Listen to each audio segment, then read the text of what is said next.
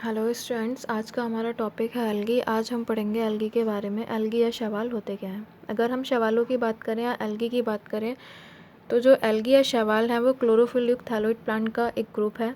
ठीक है। अगर हम इनकी प्लांट बॉडी या थैलस की बात करते हैं तो इनका जो थैलस होता है वो बहुत ही ज़्यादा सिंपल होता है। सिंपल क्यों होता है? क्योंकि ये रूट, स्टेम और लीव्स में डिफ्रेंशिएट नहीं रहता है। ठीक है। अगर हम आर्कियोगोनिक प्लांट को देखते हैं तो जितने भी आर्कियोगोनिक प्लांट होते हैं सभी की प्लांट बॉडी रूट, स्टेम और लीव्स में क्या रहती है? डिफ्रेंशिएट रहती है। अगर देखा जाए तो एल्गी क्या है? ऑटोट्रोफिक प्लांट है। ठीक है। ऑटोट्रोफिक मतलब सभी जानते हैं फोटोसिंथेसिस की हेल्प से ही अपना फूड खुद से तैयार करते हैं। ठीक है।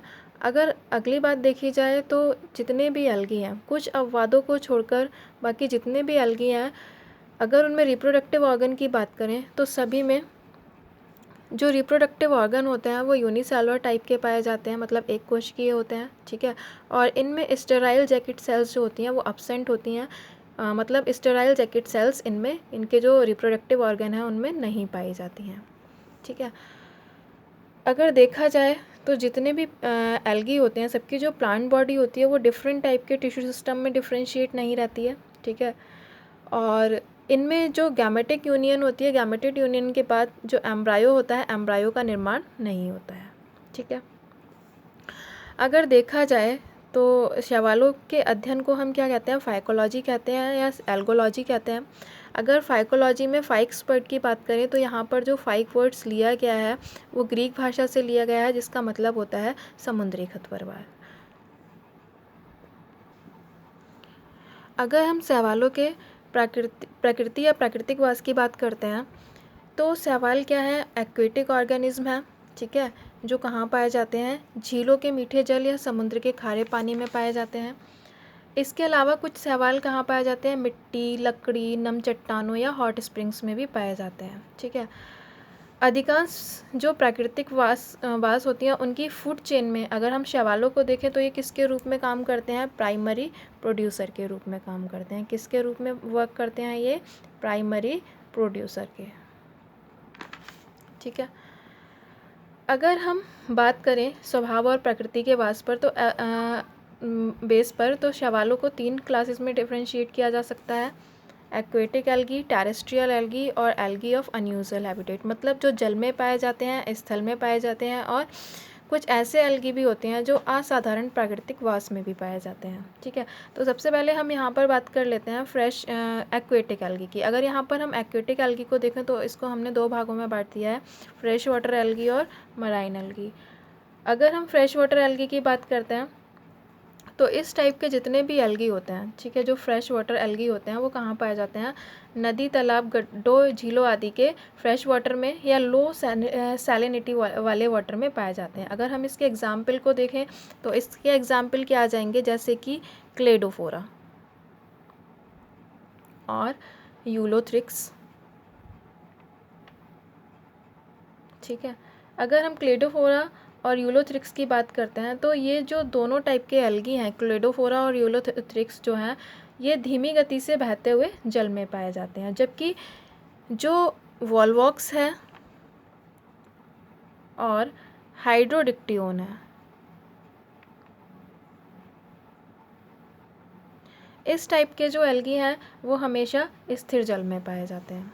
ठीक है। मतलब अगर हम फ्रेश वाटर एल्गी की बात कर रहे हैं तो जो शैवाल नदी, तालाब, गड्ढों, झीलों आदि के फ्रेश वाटर या लो सैलिनिटी वाले वाटर में पाए जाते हैं उन्हें हम क्या कहते हैं? फ्रेश वाटर एल्गी कहते हैं। जैसे कि एग्जांपल हमने किसको ले लिया? क्लेडोफोरा का ले लिया, ठीक है, और यूलोथ्रिक्स का ले लिया। ये जो दोनों एल्गी हैं ये कैसे हैं? फ्रेश वाटर एल्गी हैं, लेकिन ये धीमी गति से बहते हुए जल में पाए जाते हैं। जबकि अगर हम बात करें वॉल्वॉक्स और हाइड्रोडिक्टियोन की तो ये जो दोनों एल्गी हैं ये हमेशा स्थिर वाटर में पाए जाते हैं। अगला जो हमारा टाइप है वो किसका है? Marine algae. मराइन मतलब जो समुद्र में पाए जाने वाले एल्गी हैं। ठीक है। तो जो समुद्र के खारे जल में पाए जाते हैं उन्हें हम क्या कहते हैं? समुद्री शैवाल कहते हैं। अगर हम समुद्री शैवालों की बात करें तो समुद्री शैवालों में हम मुख्य रूप से कौन आते हैं? फियोफाइसी क्लास के शैवाल आते हैं। फियोफाइसी क्लास के शैवाल जैसे एक्टोकार्पस, फियोफाइसी।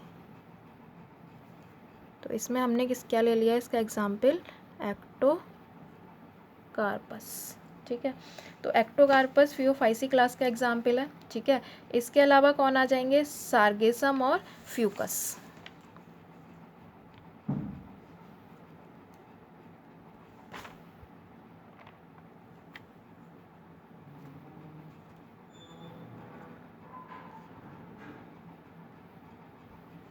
ये जो एल्गी हैं, ठीक है, ये किस में आते हैं, समुद्री शैवालों में आते हैं, ठीक है। अगर हम जलीय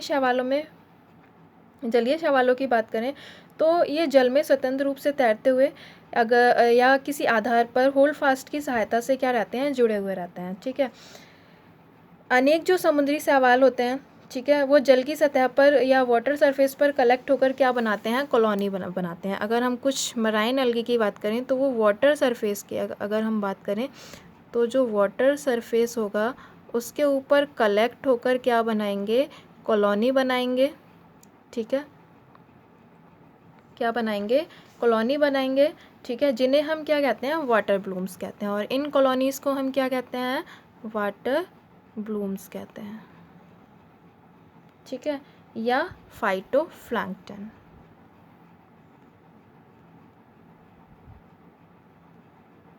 ठीक है। क्या कहा जाएगा इन्हें, फाइटोप्लैंक्टन कहा जाएगा, ठीक है। अगर हम फाइटोप्लैंक्टन की बात करें तो रात के समय ये क्या करते हैं, रात के समय में ये जल में घुली जो ऑक्सीजन होती है उसको एब्जॉर्ब कर लेते हैं, जिसके कारण क्या होता है, जो समुद्री जीव होते हैं उनको पर्याप्त मात्रा में ऑक्सीजन नहीं मिल पाती है। इसके अलावा जो फाइटोप्लैंक्टन होते हैं वो वायुमंडलीय ऑक्सीजन को जल में घुलने से क्या करते हैं, रोकने का काम करते हैं, जिसके कारण समुद्री जल जो होता है वो जीवों के लिए क्या हो जाता है, अनुपयोगी हो जाता है, ठीक है। जैसे कि हमने यहाँ पर बात करी समुद्री शैवालों की, तो जो समुद्री शैवाल होते हैं कभी कभी क्या करते हैं, वाटर की सरफेस पर कलेक्ट होकर कॉलोनी बनाते हैं, ठीक है, और उस कॉलोनी को हम क्या कहते हैं, वाटर ब्लूम्स कहते हैं, ठीक है। और यहाँ पर कौन प्रेजेंट है, फाइटोप्लैंक्टन की बात आ गई यहाँ पर।